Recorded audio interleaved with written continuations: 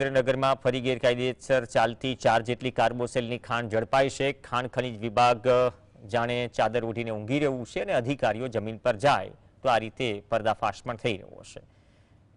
જે કામ ખાણ ખનીજ વિભાગના અધિકારીઓને કરવાનું હોય તે કામ ચોટીલા પ્રાંત અધિકારી કરી રહ્યા છે।